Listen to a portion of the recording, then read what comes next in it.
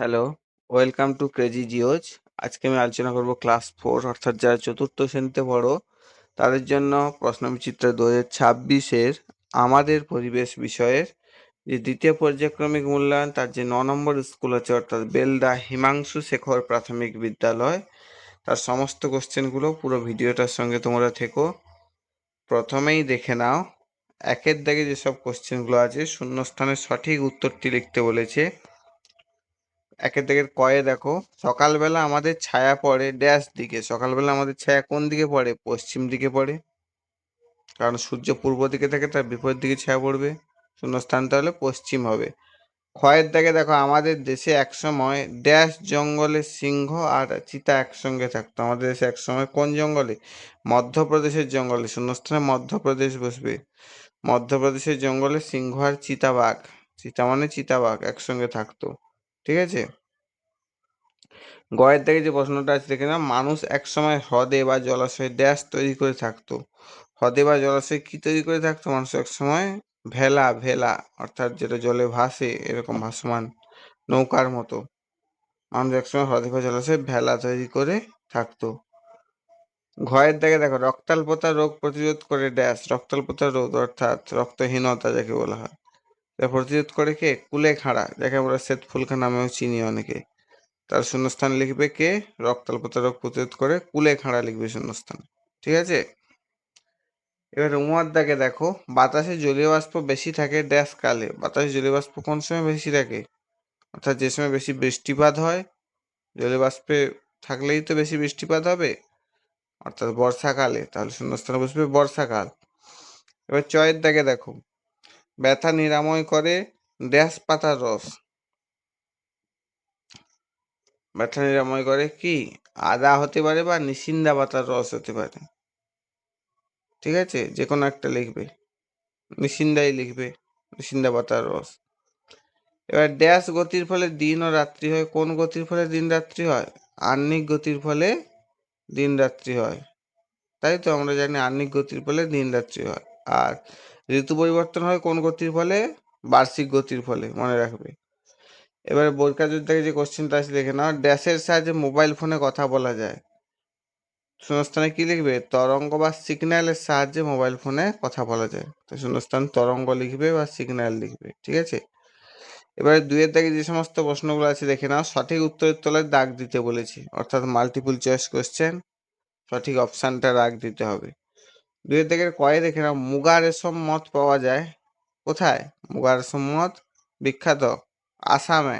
Option আয়েরটা ঠিক হবে, আসামে। ক্ষয়ের দিকে যেটা আছে দেখো, বাতাসে বেশি পরিমাণ থাকে। অপশন আ। কোন গ্যাস বেশি পরিমাণ থাকে? অপশন আ হবে, অর্থাৎ নাইট্রোজেন গ্যাস বাতাসে বেশি পরিমাণ থাকে, প্রায় 78%। গয়ের দিকে দেখো, উদ্ভিদ পরিবেশকে কি করে? উদ্ভিদ পরিবেশকে, অপশন আ এরটা হবে, বিশুদ্ধ করে।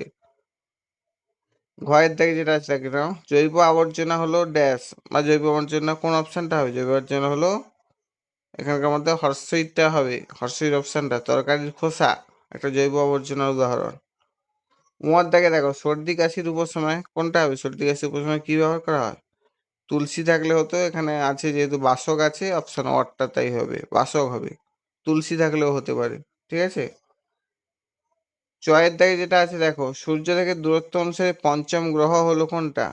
বুধ, শুক্র, পৃথিবী, মঙ্গল, বৃহস্পতি। তাহলে পঞ্চম গ্রহ কি? হর্ষইটা হবে, বৃহস্পতি।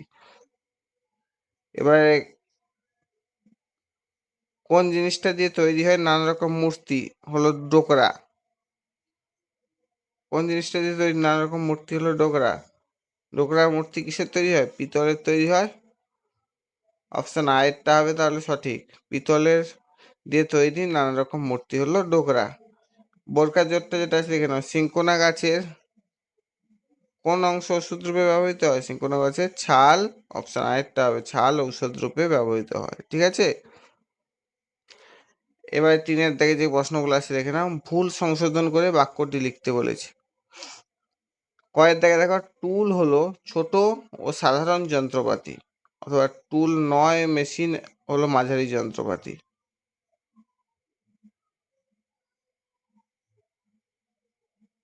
তাহলে কি হলো? ভুল সংশোধন করে বাক্যটি হলো, টুল হলো ছোট ও সাধারণ যন্ত্রপাতি। ক্ষয়ের দিকে যেটা আছে দেখো, শীতকালের বিকালে খেলার সময় কম পাওয়া যায়। এটাই শুদ্ধ হবে, ভুল সংশোধন করে লিখেছি। শীতকালের বিকালে কেন? শীতকালে তাড়াতাড়ি সন্ধ্যা হয়ে যায়। এবার গয়ের দিকে যেটা আছে দেখো, মাঠে মাঠে সোনালী ধান হয় হেমন্তকালে। এগুলো সব শুদ্ধ করে অ্যান্সারটাই লেখা আছে। কোশ্চেনটা প্রশ্নবিচিত্র থেকে দেখে নেবে, বা প্রথম ভিডিওর প্রথমের দিকে পেজটা দেওয়া আছে, দেখবে। ঘয়ের দিকে দেখো, সমুদ্রের নিচে প্রবালের প্রাচীর আছে। ঠিক আছে, এটা শুদ্ধ করে লেখা আছে কিন্তু। উঁয়ার দিকে দেখো, ধ্রুবতারা আকাশের উত্তর দিকে দেখা যায়। চয়ের দিকে দেখো, দুপুর 12টার সময় ছায়ার দৈর্ঘ্য সবচেয়ে কম হয়।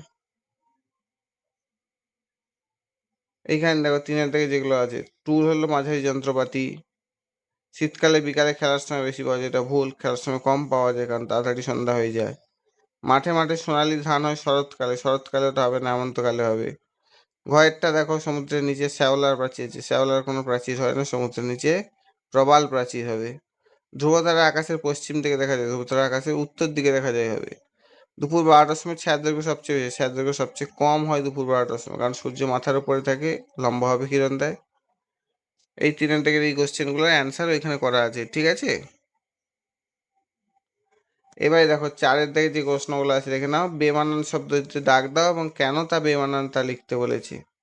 এটা অনেকবারই হয়েছে এরকম টাইপের কোশ্চেন, আগের স্কুলগুলোতে, আগের ভিডিওগুলো গিয়ে দেখে আসতে পারো। তিল আছে, তিসি আছে, কার্পাস আছে, সর্ষে আছে। এখানে কোনটা আলাদা হবে? কার্পাসটা আলাদা, কারণ তিল, তিসি, সর্ষে সবগুলাই তৈলবীজ। কার্পাসটা একটি তন্তু জাতীয় ফসল। এবার ক্ষয়ের দিকে দেখো, সেগুন আছে, তুলসী আছে, থানকুনি আছে, সর্পগন্ধা আছে। এই কোশ্চেনগুলো অনেকবারই হয়েছে, আগের ভিডিওগুলো দেখে আসবে। তুলসী, থানকুনি, সর্পগন্ধা এগুলো কি একবার ঔষধি গাছ, আর সেগুনটাকে একেবারে কাষ্ঠল উদ্ভিদ বা কাষ্ঠল গাছ। এবার নেক্সট যেটা আছে, এখানে আম গাছ আছে, তেঁতুল গাছ আছে, কাঁঠাল গাছ আছে, জবা গাছ আছে। এখানে কি দেখতে পাচ্ছি? জবা গাছটাই আলাদা, কারণ আম, তেঁতুল, কাঁঠাল এই তিনটা কি বৃক্ষ জাতীয় গাছ, জবাটা একটা গুল্ম জাতীয় গাছ। আর কি কি আছে? আর দেখো, ক্রতু আছে, পুলহ আছে, অরুন্ধতী আছে, মরিচি আছে। এখানে কি হবে? পুলহ, অরুন্ধতী এবং মরিচি সপ্তর্ষি মণ্ডলের তিনটে নক্ষত্রের নাম, মানে সাতটার মধ্যে তিনটে নক্ষত্রের নাম এইটা। কিন্তু ঋতু বা ক্রতুটা হচ্ছে কোনো নক্ষত্র নয়, ঠিক আছে। অর্থাৎ তিনটা একই থাকবে, একটা আলাদা থাকবে, সে আলাদাটা খুঁজতে হবে, এরকম ভাবে। আগের স্কুলগুলোও দেখে আসবে, এরকম টাইপের কোশ্চেন হয়েছে। পাঁচের দাগে দেখো, নিচের প্রশ্নগুলির উত্তর দিতে বলেছে।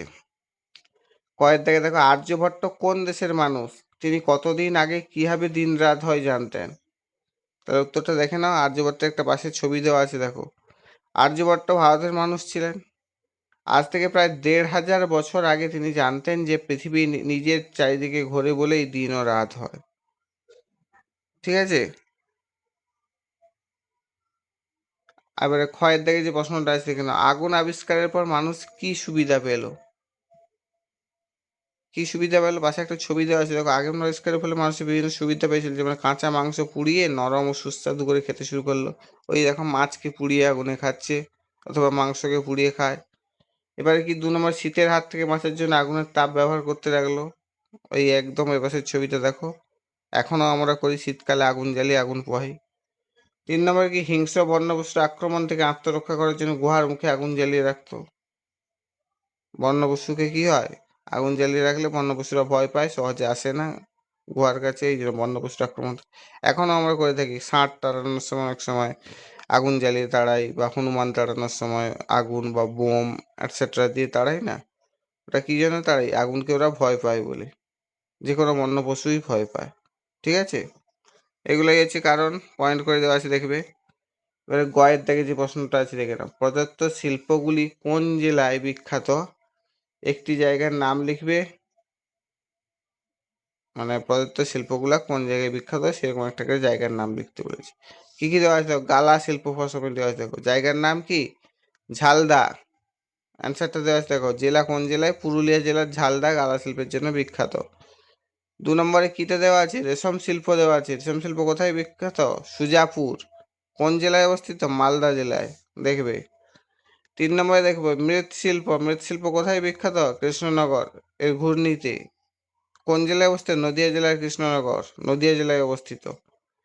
তারপরে নেক্সট দেওয়া আছে দেখো তাঁত শিল্প দেওয়া আছে। তাঁত শিল্পর জায়গার নাম কি? শান্তিপুর। তাঁত শিল্পের জন্য বিখ্যাত কি? শান্তিপুর। সেটা কোন জেলায় অবস্থিত? নদিয়া জেলার শান্তিপুর, নদিয়া জেলায়। ঠিক আছে, এগুলো ভালো করে দেখবে। এবার দেওয়া আছে দেখো 6 থেকে যে প্রশ্নগুলো, নিচের ভেষজ গাছের পাতাগুলি কি কি রোগ সারাতে ব্যবহৃত হয়? কয়েক থেকে দেখো তুলসী দেওয়া আছে।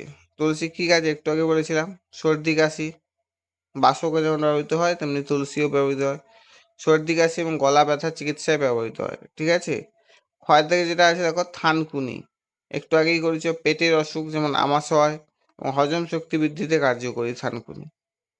গয়ের থেকে যেটা আছে দেখো কালো মেঘ, লিভারের সমস্যা দূর করতে এবং জ্বর ও কৃমিনাশক হিসেবে ব্যবহৃত হয়। ঘয়ের থেকে যেটা আছে দেখো নয়নতারা, রক্তচাপ নিয়ন্ত্রণ এবং বহুমূত্র রোগ অর্থাৎ ডায়াবেটিস যাকে বলা হয় সারাতে ব্যবহৃত হয়। ঠিক আছে, এই কোশ্চেনগুলা ভালোভাবে পড়বে। এইবারে দেখো সাথের থেকে যেইটা আছে দেখে নাও, বাম স্তম্ভের সঙ্গে ডান স্তম্ভ মেলাতে বলেছে। এইটা মনে হয় এখানে কপি পেস্ট হয়ে গেছে, অতএব এইটা ভুল আছে। আমি মিলিয়ে দিচ্ছি, সেখানে গিয়ে কোশ্চেনে গিয়ে দেখে নাও।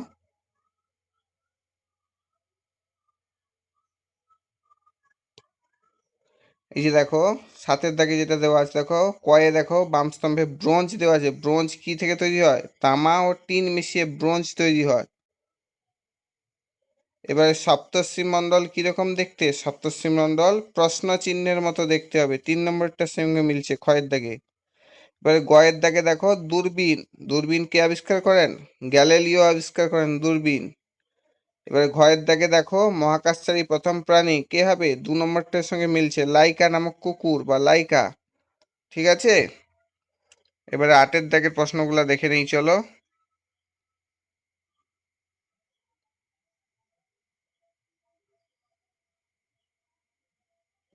8-এর দাগে দেখো টিকা লিখতে বলেছে যে কোনো দুটি। ছৌ নাচ। ছৌ নাচ পশ্চিমবঙ্গের পুরুলিয়া জেলার একটি বিখ্যাত লোকনৃত্য। এই নাচের শিল্পীরা বিভিন্ন পৌরাণিক চরিত্রের মুখোশ পরে বীরত্বপূর্ণ কাহিনী ফুটিয়ে তোলেন। পাশে ছবি কিছু দেওয়া আছে দেখো।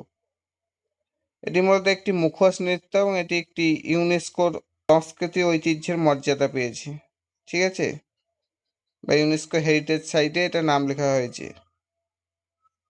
এখানে এই যে অস্পষ্ট লেখাটা আছে এটা কাটা যাবে, কিন্তু অস্পৃশ্য হবে না, এটা ভুল হয়েছে। ইউনেস্কো সাংস্কৃতিক ঐতিহ্যের মর্যাদা পেয়েছে। ছৌ নাচ তাহলে কি? পশ্চিমবঙ্গের একটি পুরুলিয়া জেলার বিখ্যাত লোকনৃত্য। এইটুকু মনে রাখবে, এটা একটা মুখোশ পরে বিভিন্ন বীরত্বপূর্ণ কাহিনী ফুটিয়ে তোলা হয় নাচের মাধ্যমে। এটা একটা মুখোশ নৃত্য, আর এটা ইউনেস্কো হেরিটেজ সাইট বা ইউনেস্কো সাংস্কৃতিক ঐতিহ্যের মর্যাদা পেয়েছে। ঠিক আছে, এবার ক্ষয়ের দাগে যেটা আছে দেখো সপ্তর্ষি মণ্ডল। উত্তর আকাশে দেখা যায় এমন 7টি উজ্জ্বল নক্ষত্রের সমষ্টি। এদের কাল্পনিক রেখা দিয়ে জুড়লে একটি জিজ্ঞাসা চিহ্নের মতো আকৃতি তৈরি হয়। 7জন ঋষির নাম অনুসারে এর নাম সপ্তর্ষি মণ্ডল। ঠিক আছে, পাশে একটা ছবি দেওয়া আছে দেখো, অনেকটা জিজ্ঞাসা চিহ্নের মতো দেখতে এই সপ্তর্ষি মণ্ডল 7টা নক্ষত্রের সমন্বয়ে তৈরি। এবারে গয়ের দাগে দেখো লালন ফকির সম্পর্কে টিকা লিখতে বলেছে। পাশে একটা ছবি দেওয়া আছে দেখো, একজন প্রখ্যাত বাউল সাধক ছিলেন লালন ফকির, সমাজ সংস্কারক এবং দার্শনিক। তার গানের মধ্য দিয়ে মানুষের প্রতি ভালোবাসা এবং অসাম্প্রদায়িকতার বাণী ছড়িয়ে দিয়েছিলেন। তাকে বাউল সম্রাটও বলা হয়। ঠিক আছে, এগুলো ভালো করে পড়বে। এবারে ঘয়ের দিকে যেটা আছে দেখে নাও, বজ্র পদার্থ সম্পর্কে টিকা লিখতে বলেছি। বজ্র পদার্থ কি জিনিস আমরা জানি? ব্যবহারের পর যে সমস্ত জিনিস কোনো কাজে লাগে না এবং ফেলে দেওয়া হয় তাদের বজ্র পদার্থ বলে। কোনো কাজে লাগছে না, যেমন এই দেখো ছবি কিছু দেওয়া আছে দেখো, সবজির খোসা, ফলের খোসা, প্লাস্টিক, পলিথিন, ছবিগুলো পাশে দেওয়া আছে দেখো, তাদের বর্জ্য পদার্থ বলে। তাহলে কি কি হলো বর্জ্য পদার্থ? শাকসবজির খোসা হতে পারে, প্লাস্টিকের বোতল বা কারখানা বিষাক্ত জল হতে পারে। সঠিক উপায়ে বর্জ্য নিষ্কাশন না করলে পরিবেশ দূষণ ঘটে। সঠিক উপায়ে যদি বর্জ্য নিষ্কাশন না করা হয় তাহলে পরিবেশ দূষণ ঘটে। এইটুকুই লিখবে, যেহেতু তোমাদের ক্লাস 4 তাই ছোট করে দিলাম। আর যদি এর চেয়ে বেশি লিখতে চাও তাহলে বর্জ্য পদার্থের 2 রকম শ্রেণী বিভাগ আছে। একটা হচ্ছে বায়োডিগ্রেডেবল, অর্থাৎ যেটা মাটিতে মিশে যায়, আর একটা নন বায়োডিগ্রেডেবল যেটা মাটিতে মেশে না। এরকম আছে, অর্থাৎ মাটিতে মিশে যায় কোনটা বা জৈব ভঙ্গুর কোনটা? সবজির খোসা, শাকসবজির খোসা, পচা ফলমূল অ্যাটসেট্রা, জৈব অভঙ্গুর বা নন বায়োডিগ্রেডেবল কোনটা হবে, প্লাস্টিক, পলিথিন অ্যাটসেট্রা, এইভাবেও ভাগ করতে পারো। ঠিক আছে, অনেক অনেক ধন্যবাদ সবাইকে আমার ভিডিওটি পুরো দেখার জন্য। আর এক জায়গায় দু জায়গায় একটু ভুল ছিল, এগুলো সংশোধন করে দিয়েছি, একটু ভালো করে লক্ষ্য করবে। আর ভালো লাগলে অবশ্যই একটা লাইক করে দিও, কোনো কিছু বুঝতে না পারলে কমেন্টে অবশ্যই জানিও। আর বন্ধুদেরকে অবশ্যই শেয়ার করবে, আর সাবস্ক্রাইব করে বেল আইকনটা প্রেস করে রাখো যাতে পরবর্তী ভিডিওগুলো খুব তাড়াতাড়ি পাও। Thank you, tata.